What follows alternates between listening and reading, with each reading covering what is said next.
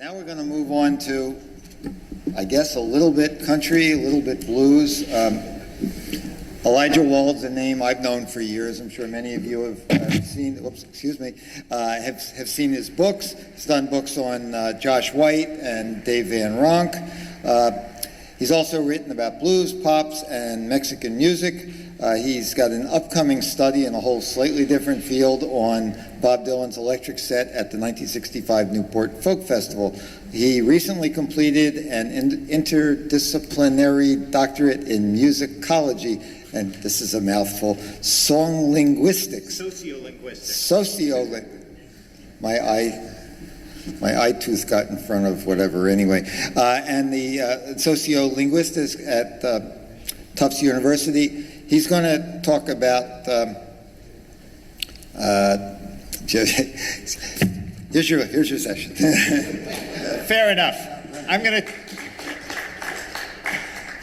to talk about Pittsburgh native Sam Charters, who remained a fierce Pittsburgh patriot to the end of his days, though not very frequently coming here. And I'm actually going to start with a little bit of music that may be a little bit unfamiliar to you as a Sam Charters type recording.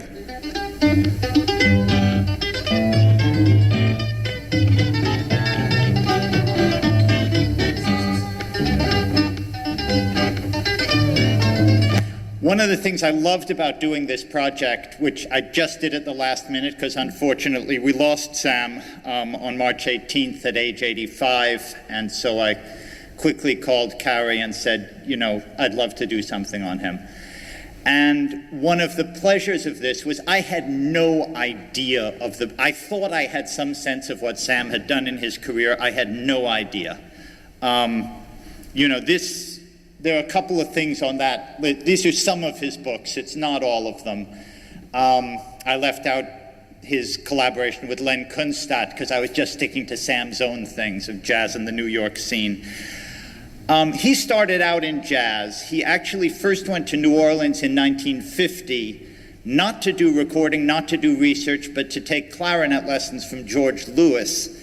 But rather quickly, he ended up in the Army, and when he came back in 1953-54, he began feeling like he wanted to do a lot of documenting of what he was hearing around him in New Orleans, and particularly of the older guys who were still out there.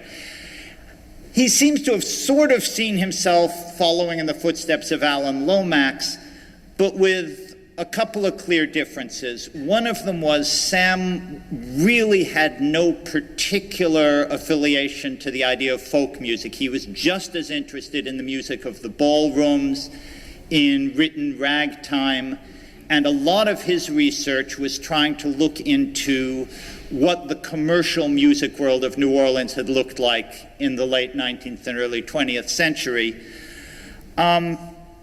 One of the other things is that his understanding of music was always shaped by the fact that he had started by wanting to be a musician, and he was very interested in the world in which professional musicians worked, and very interested in making records that would document that world, that would document the musicians, but also, and this is a key difference, for a lot of his life, making records that would actually make money for the musicians. For example, when he first recorded Lightnin' Hopkins in 1959, which is probably what most of us think of in terms of him and Lightnin', he recorded Lightnin' on acoustic guitar and also recorded Lightnin's reminiscences of Blind Lemon Jefferson. But 6 years later for Prestige, he was taking Lightnin' Hopkins electric tapes being sent him by Mac McCormick, who'd done them in Texas, and was overdubbing drums and bass on them in order to sell better with the blues rock audience.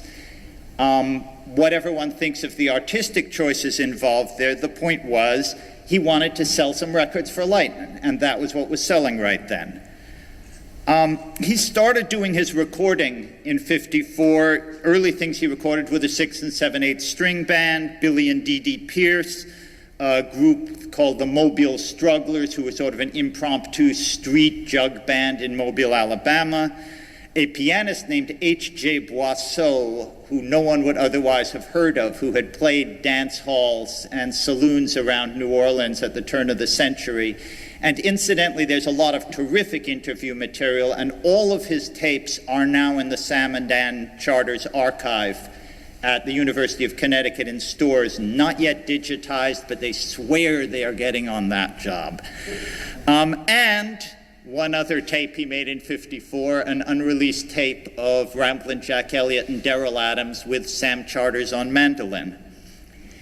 1955, he made his first field trip going off to Texas because a street evangelist guitarist in New Orleans had said that he had known Blind Willie Johnson and thought he was still alive, and gave Sam the name of where he thought he was. And so Sam headed out there, didn't, of course, find Blind Willie Johnson, but did find his wife, which is why we know about the end of Blind Willie Johnson's life.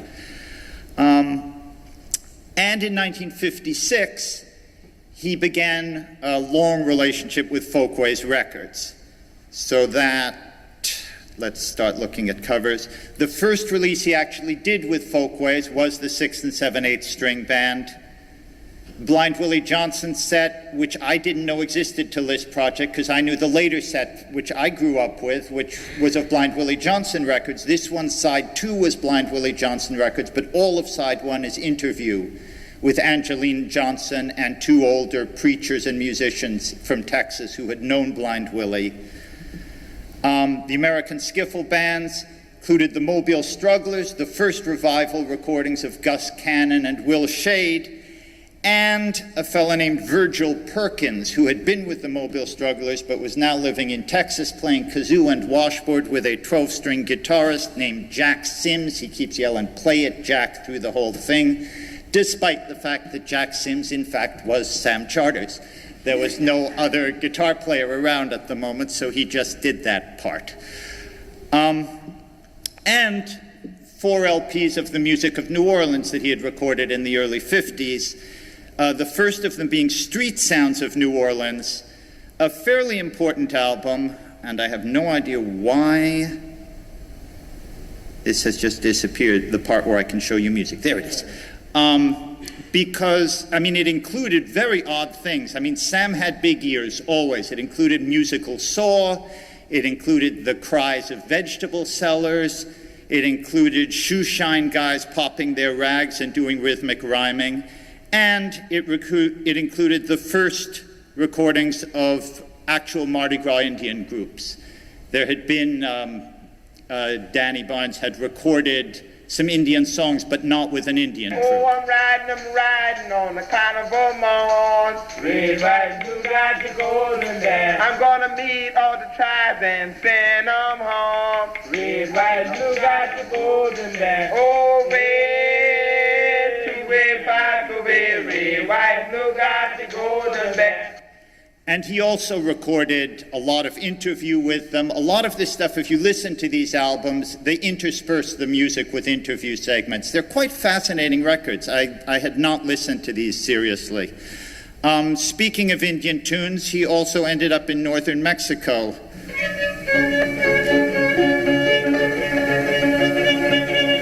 record I had no idea existed, much less by Sam Charters.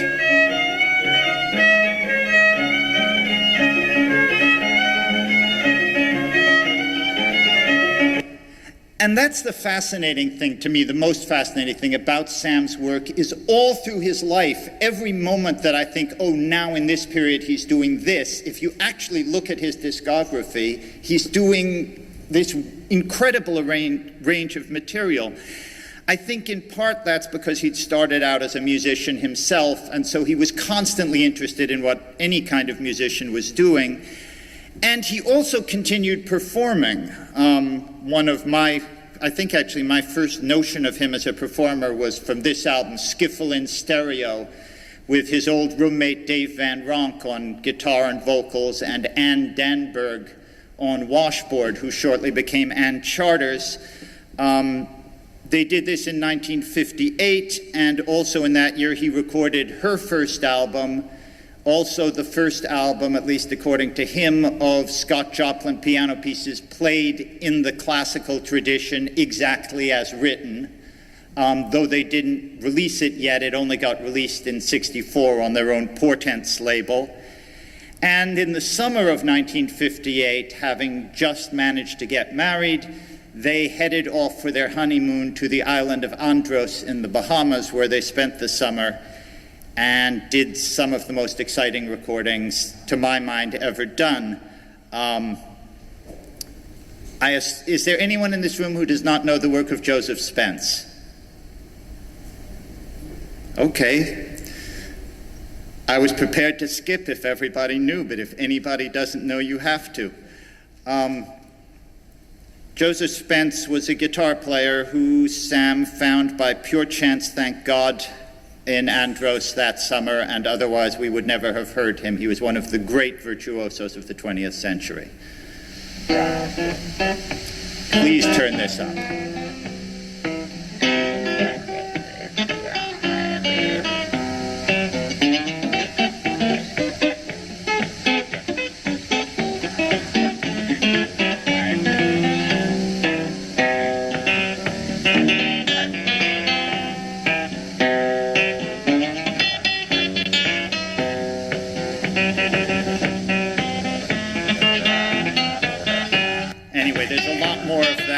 And I recommend it highly, but what had actually brought Sam to the Bahamas was stuff like this. Not stuff like, hold on, how did we just end up back with the original? Oh, I'm riding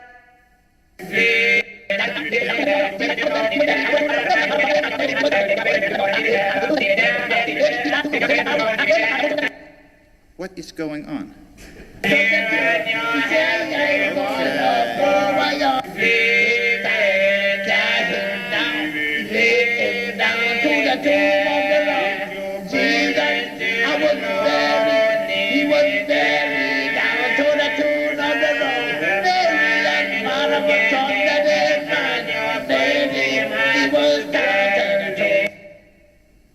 In any case, 1958 is also when he published his first book. It was a monograph on New Orleans jazz. It's really more of a biographical dictionary.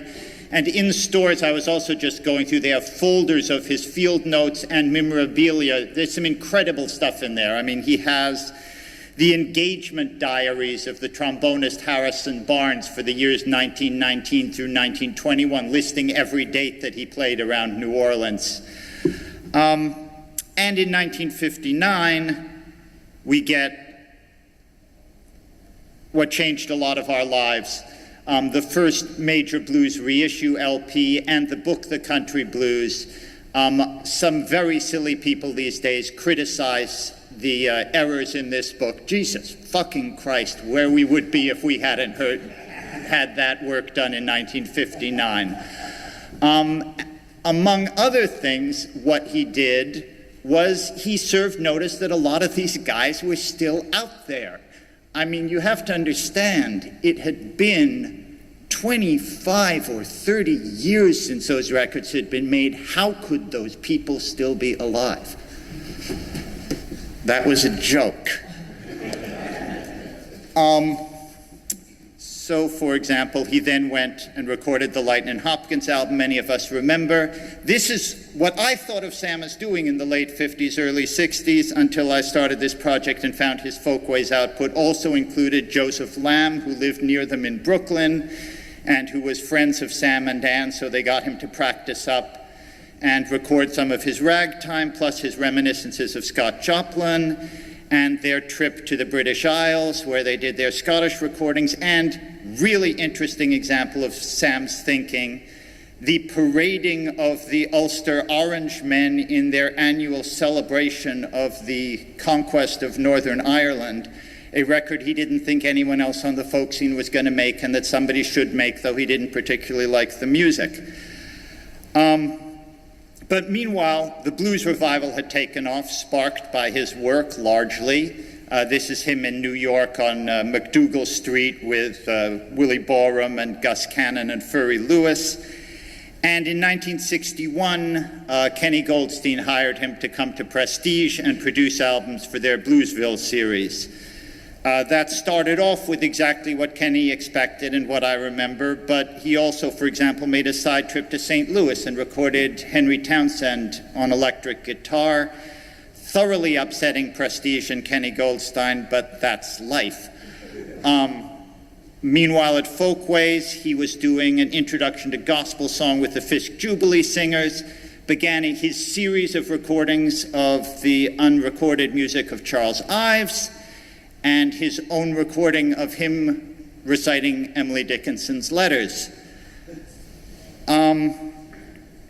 He continued, what is happening? Sorry, brand new computer. I thought being mine, I would know how to use it. No. Now I'm on a slideshow. Does anyone know how to stop slideshow? Thank you. That didn't help. No, go back. This is absolutely weird. Seriously, if anyone knows how to make this thing stop doing this, I'd be really grateful.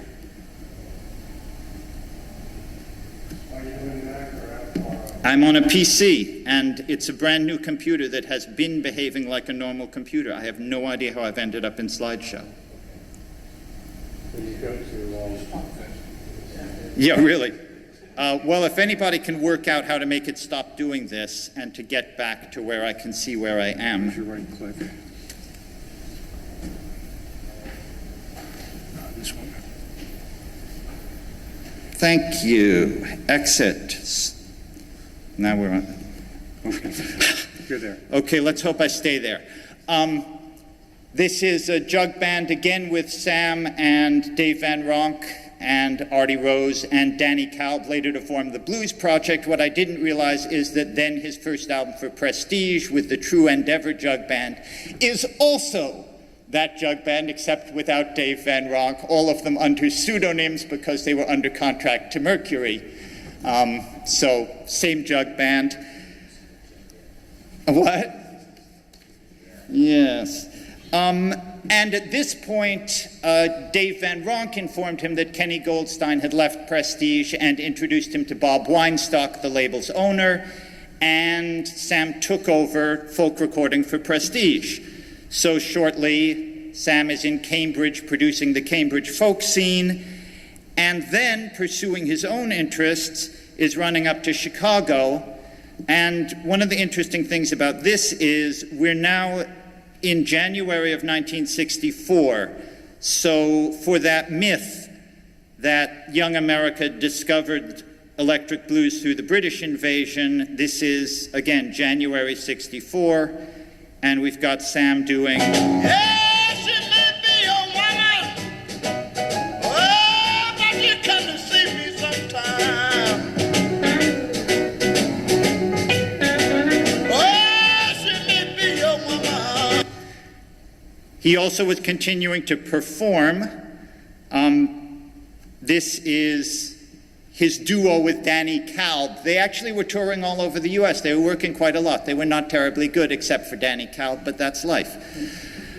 He was also pursuing, was a full album he did at Prestige of just interviews with Lightning Hopkins on one side, and then on the other side, one of those albums where he was overdubbing bass and drums. Then he left Prestige, went to Vanguard, and did the records I remember as my introduction to Chicago blues.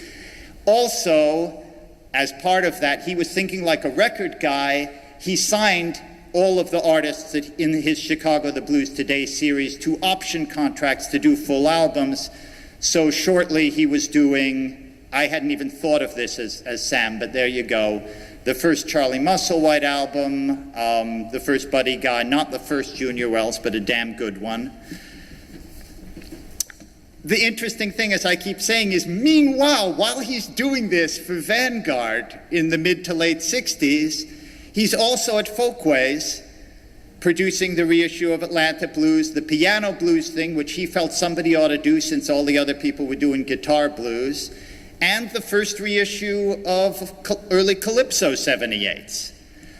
And meanwhile, since he's back at Vanguard, who are trying to maintain the momentum that they felt they were losing since having the #1 record in the United States with Joan Baez back early in the decade, He is also trying to get Vanguard their next top-of-the-charts hit with Circus Maximus, remembered only for the fact that Jerry Jeff Walker was in it.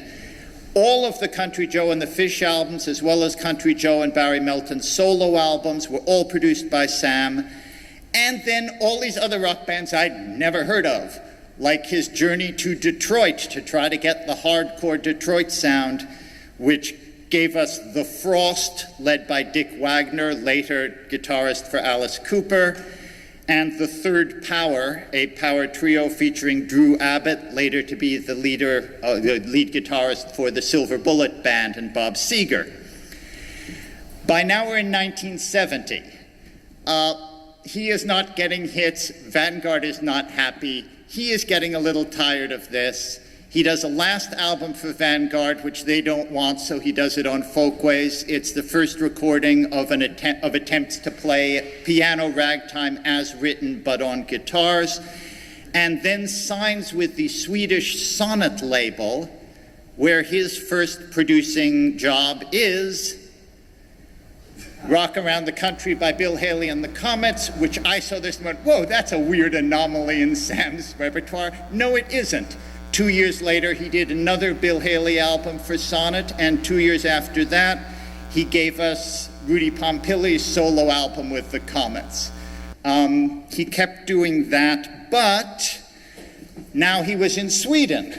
So he had a whole career that most of us in the United States don't even know existed, starting with his production of Sweden's variation on the Steel Eye Span model, Skägmanslaget, Swedish blues bands, Swedish jazz bands, Swedish rock bands. Sometimes his interests would overlap. Peps Persson, who was the biggest Swedish star he worked with. This is him producing Peps in Chicago with, you can see the list of people. A record that actually I'd kind of like to hear now. What I was familiar with that he was doing with Sonnet in Sweden was this series of records. The Legacy of the Blues, many of them licensed from other producers, but these were produced by him. About half of them he produced himself, some in Europe, some in the States. For example, the Robert Pete Williams album was produced because he was doing another Bill Haley session in Nashville, which got him close enough to Louisiana that he went down and did Robert Pete Williams and also did his first Cajun recordings. For him, the most important work he was doing in this period was none of the stuff I've been talking about. It was him finally, he decided it was 20 years in 1974 since he had started recording African American music, and it was time to go back to the source. And he began doing recordings in the Gambia and Senegal and Mali. I was going to play a clip, but I'm not going to because we have limited time. No, actually, I do have time. I've been doing this perfectly. Look at that. So I'm going to play a tiny bit of this. It's actually a nice track. It sounds a lot like Robert P. Williams to me.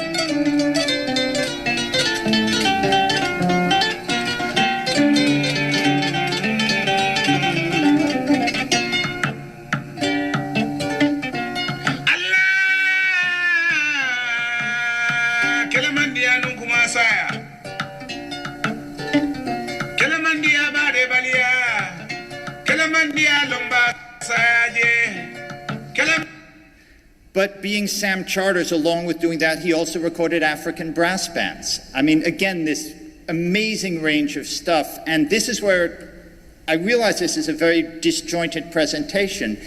Sam tried to sort of describe his work cohesively, and the Sam and Ann Charters archive is called an archive of music of Africa and the diaspora. But what I love about Sam is it isn't a cohesive body of work. It's a phenomenally uncohesive body of work. For his own view of it, I hadn't included, for example, his series of Giants of Jazz for Sonnet, which included albums like these. Yes, for Sonnet, his Zydeco recordings, the first book with records included on Swedish folk fiddling. Back in the US, because he now had grandchildren, he got back together with Folkways, is doing Hawaiian and his own poetry. Also back in the US, part of what's going on is that he and Anne had produced this book, which continues to make lots and lots of money, and his novel Louisiana Black had been made into the movie White Nights with Mikhail Baryshnikov and Gregory Hines, and suddenly he didn't have to produce records for a living. So he could start having more fun. He started his own label, Gazelle. It had originally been a Sonnet subsidiary, and in the 90s started producing records of his old friends who were no longer being signed by big companies. He did 4 records of Dave Van Ronk, this record of Eric von Schmidt, and then his last recording project of significance, there was some of insignificance. He briefly in the 1990s helmed Vanguard's Terra label, an attempt to cash in on Windham Hill, and recorded a bunch of that stuff. But meanwhile, he was in Stockholm. What would you record in Stockholm? And also recorded and wrote Bebo Valdez's memoir, which has been published in Swedish and French, but not in English or Spanish. I just wrote to Anne day before yesterday and said, would you be interested in me helping pursue getting this out in English? And she wrote back, yes, exclamation point. He was also cementing his legacy, producing reissue CDs of the work he had done earlier and that other people had done earlier for Prestige and for Vanguard, and also writing these 3 books, all of which I recommend very highly. They are to a large extent autobiographical. The Day is So Long and the Wage is So Small are about that summer in the Bahamas. New Orleans is actually an interesting book. He was there. It's about what was happening there musically following Hurricane Katrina. He came in right after the flooding, but also woven together with his reminiscences of what it had been like in the early 50s when he was there. And A Language of Song is his book on all his travels in the African diaspora and what he'd done over that period. And I just learned, just as he was dying, he was also publishing, this just came out a month and a half ago, and Anne says he wanted to do a book on Lucy McKim Garrison and slave songs of the United States because he had always felt this feeling of fellow feeling with her as somebody who had been doing the same work he was doing 100 years earlier. So really that's what I've got, and it's been a lot of fun doing it, and I'm really looking forward to when the tapes in stores have all been digitized, because I can't even begin to think of what's on those. Thank you.